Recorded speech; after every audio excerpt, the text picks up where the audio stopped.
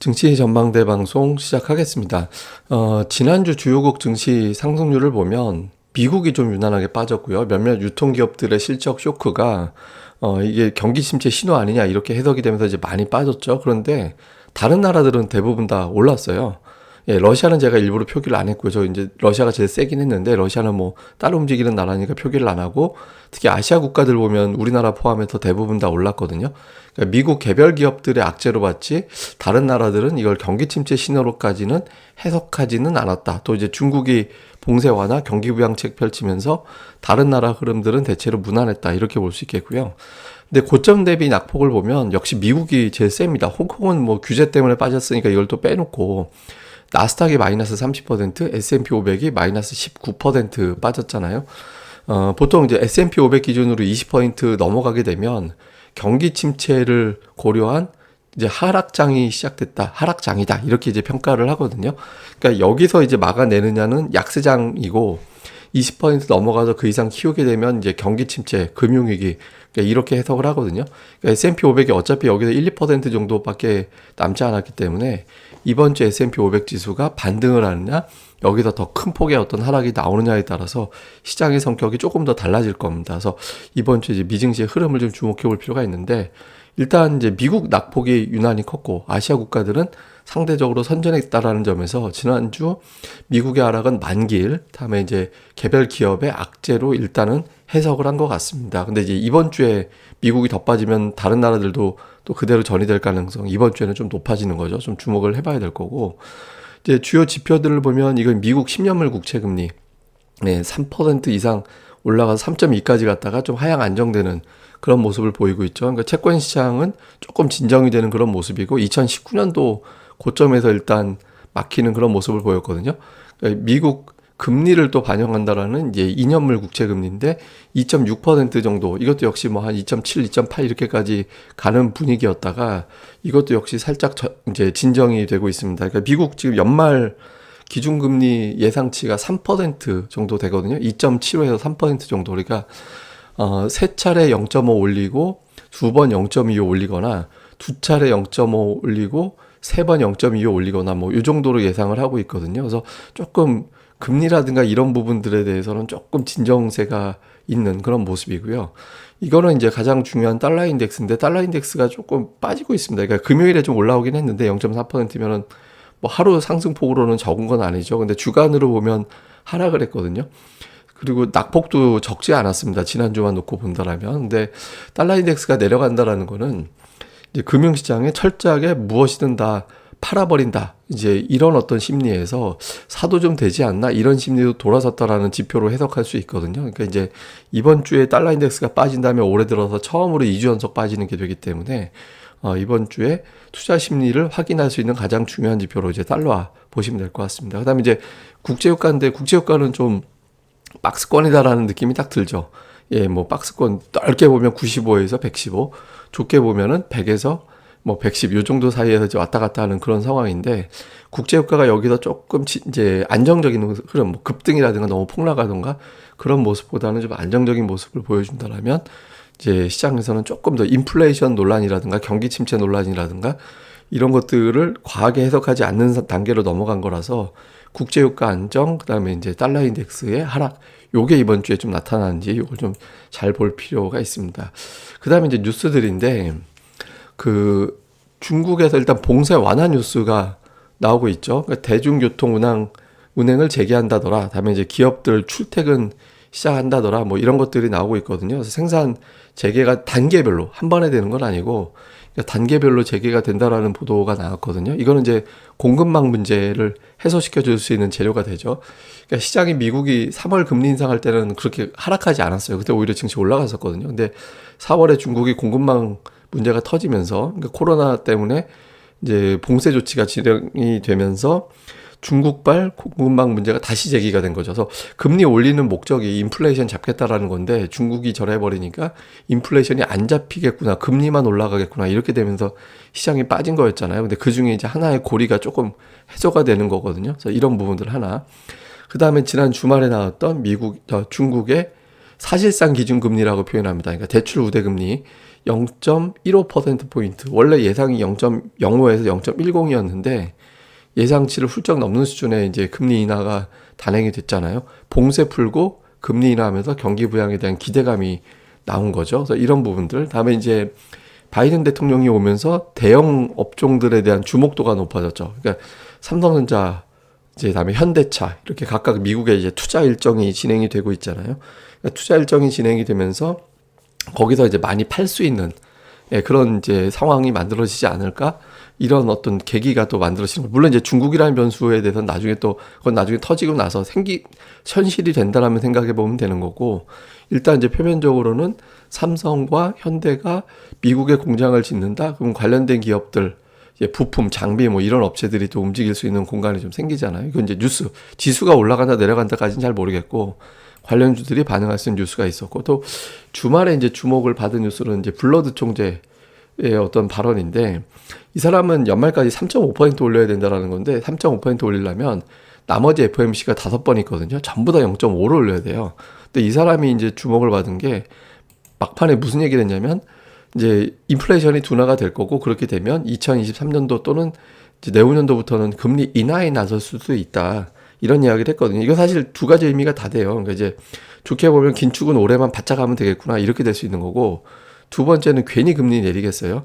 경기가 나빠지니까 금리를 내리는 거겠지. 그러니까 이게 경기가 나빠진다라는 거를 연준이 알고 있고 그거를 감수해서라도 인플레이션 잡겠다라는 거를 보여주는 거구나. 그러면 주식시장이 너무 아프다라고 하거나 경제 지표가 나쁘게 나와도 연준이 끄떡하지 않겠구나, 뭐 이런 신호가 될 수도 있거든요. 근데 일단 주식시장에서는 1년만 참으면 되겠다, 올해 연말까지만 바짝 올리는 거 참으면 블러드까지도 저렇게 얘기하는 거 봐서는 뭐 내년도 상반기 넘어가면 긴축에 대한 스트레스는 벗어나겠구나, 이렇게 이제 반응을 좀 해서 낙폭을 좀 줄였거든요. 그래서 어쩌면 긴축에 대한 사이클이 그렇게 길게 가지는 않을 것 같다라는 점. 그러니까 뉴스만 놓고 보면 뭐 이렇게 부정적으로 볼 만한 것보다는 이거 조금 나아질 수도 있겠구나라는 쪽이 사실은 뉴스상으로는 조금은 더 많았던 것 같습니다. 근데 이게 이제 또 주체 어떤 게 바뀔지 모르니까. 그 다음에 이제 기술적인 흐름을 보면 이제 나스닥 시장이 되게 중요하다. 제가 이제 이게 120주선 보여드렸잖아요. 120주선은 빈번하게 깨요. 깨는데 곧바로 좀 보고 나는 기간이 길게 가면 안 되거든요. 길게 간다는 얘기는 그냥 아예 더 멀리 간다는 얘기가 되기 때문에. 근데 이제 나스닥이 7주 연속에다 하락을 했는데 2001년도 이후에 처음이었어요. 2001년도에 7주 연속 빠진 적이 있었거든요. 근데 8주 연속 빠진 적은 없었어요.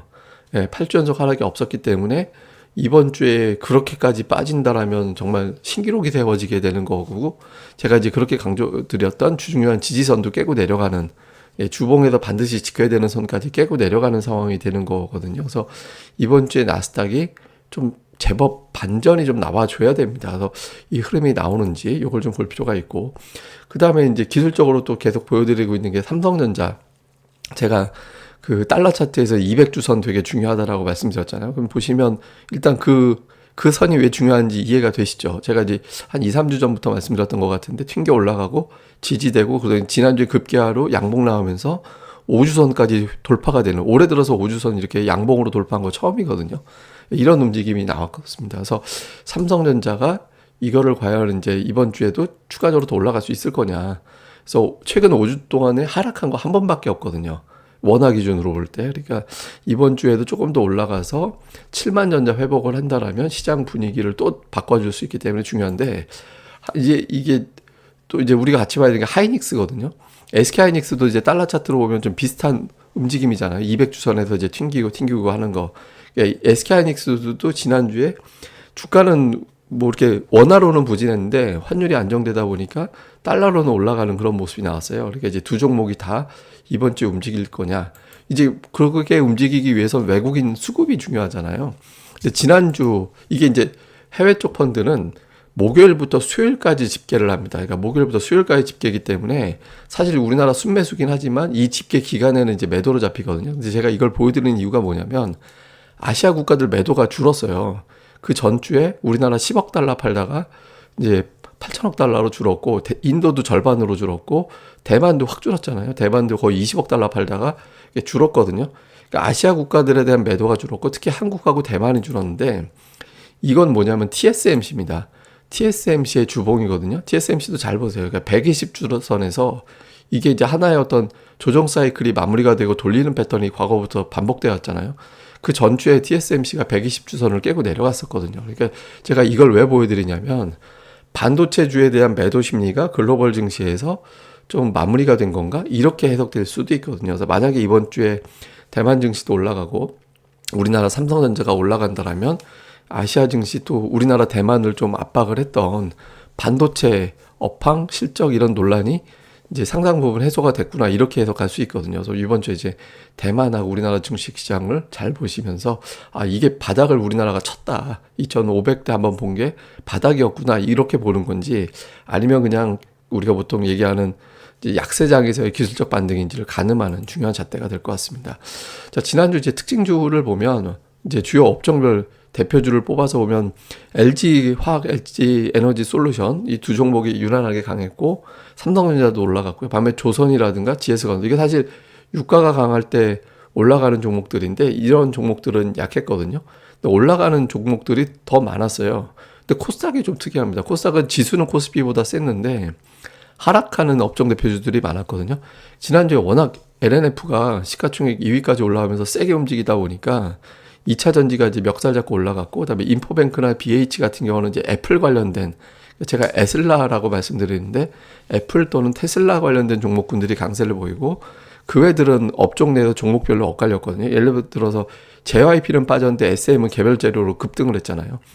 종목별로 좀 엇갈리는 그런 모습이 나왔습니다. 근데 이번 주에는 이제 2차 전지도 강하겠지만 2차 전지 이외에 다른 종목군들이 조금 더 부각될 가능성이 있거든요. 지수가 좀 탄탄하게 버텨주는 전제라면. 그래서 이번 주 이제 2차 전지 이외에 어느 업종이 튀어 올라가느냐. 지난주엔 양시장 다 그쪽 카테고리에서 강했잖아요. 그러니까 어느 쪽으로 강하는지 이걸 좀 주목해 보셔야 될 것 같습니다. 지난주 이제 그 기관 외국인들 매수 누적 대비 평균 매수가 대비 상승률인데 승률이 지금 거의 8, 90%까지 올라왔죠. 되게 세졌는데 이제 기관 쪽 같은 경우는 SM은 이제 개별 재료고 2차 전지 쪽 종목들이 좀 있고요. 그다음에 이제 IT 장비, 그다음에 소재 이런 쪽이 많이 있거든요. 뭐 원희가 EPS, 솔브레인, 뭐 동진세미캠 이런 거는 이제 소재 쪽이잖아요. 근데 반도체주들이 조금 포함이 돼 있고 엔터 SM, YG 엔터, JYP 이런 게 다 들어가 있고요. 외국인들 같은 경우는 이제 LNF 역시 뭐 양쪽에서 이제 LNF 같은 경우는 뭐 외국인 투자들이 워낙 세게 지난주에 끌어올리는 그런 모습을 보였고 그 외에 이제 뭐 엔캠도 여기에 들어가 있는 상태고요. 근데 그 외에는 뭐 업종이 좀 고르게 퍼져 있어요. 예, 퍼져 있는 상태에서 근데 양쪽에서 약간 이제 반도체 쪽, 2차 전지, 그다음에 일부 엔터 뭐 이런 것들이 들어가 있는 게 각각의 좀 특징 이렇게 이제 보시면 될 것 같습니다. 그러니까 2차 전지 쪽에 눈에 띄고 그다음에 이제 IT 쪽이 조금 보이는데 이번 주 이 구도가 달라지는지를 좀 보셔야 될 것 같습니다. 그래서 이제 전체적으로 요약을 해보면 미국은 8주 연속 과연 하락이 나올까? 아니면 큰 폭의 반등이 나올까? 이거는 이제 8주 연속은 제가 나스닥 기준으로 얘기하는 겁니다. 그러니까 지금 나스닥이 7주 연속 빠졌기 때문에 이제 여기서 마무리하고 큰 폭으로 올라갈 거냐, 아니면 없었던 기록을 세울 거냐, 이거에 따라서 시장의 재료가 달라질 거고요. 다음에 이제 중국의 봉쇄 완화, 이 재료가 추가적으로 이어지게 될 때 주식시장에서는 조금 자신감을 가질 가능성이 있거든요. 그래서 아시아권 증시에 어떤 동력으로 작용할 거냐. 그 다음에 이제 삼성전자가 이게 대장주가 될 필요는 없어요. 그러니까 삼성전자가 이제 사람만 놔줘도 주식시장은 상당히 힘이 생길 수 있거든요. 그러니까 7만 전자 회복이 가능할 거냐. 요거 이제 중요한 포인트고. 그 다음에 이제 외국인들 매도가 진정되고 지난주에 주간 단위로 코스닥, 코스피 선물, 콜옵션 매수, 풋옵션 매도. 그러니까 되게 좋은 구도를 보여줬거든요. 그러니까 3일 연속해서 매수를 해주는 사이클이 나올 거냐. 그러니까 외국인들이 돌아섰다라는 기준은 뭘로 잡냐면 일주일 5거래일 중에서 3일을 매수해주고 그걸 또 연속으로 매수를 해주면 그럼 외국인들 돌아섰다라고 보거든요. 그런 흐름이 나오는지 그 다음에 이제 매도하더라도 2천억 원 이상의 매도는 더 이상 나오지 않는지 요 구도가 되게 중요합니다. 그 다음에 이제 업종으로는 제일 중요한 건데 2차 전지가 제일 셌는데 2차 전지만 가진 않을 거예요. 그래서 이후에 어떤 게 가느냐, 뭐 예를 들어서 반도체가 갈 수도 있고 또 게임이 갈 수도 있고 엔터만 갈 수도 있고 여러 가지 시나리오가 있잖아요. 그래서 자동차 부품도 있고 그러니까 이번 주에 움직이는 업종을 주목해 봐야 되는 게 왜냐면 ADR이 아직도 양시장이 과매도권이거든요. 그러니까 종목들별로 치고 나가는 종목들은 이제 반짝이 아니라 좀 제법 추세를 갖고 움직일 가능성이 있어요. 그러니까 기술적 반등으로 가는 종목이 있고 기관 외국인들이 추세를 갖고 움직이는 종목들이 나올 수 있거든요. 그래서 이런 것들을 좀 주의 깊게 살펴보시는 게 중요할 것 같습니다. 예, 그럼 또 이번 한 주 또 잘들 보내시고요. 저는 또 이슈 나올 때마다 정리해 드리겠습니다. 그리고 보신 김에 구독하기 꼭 부탁드립니다. 감사합니다.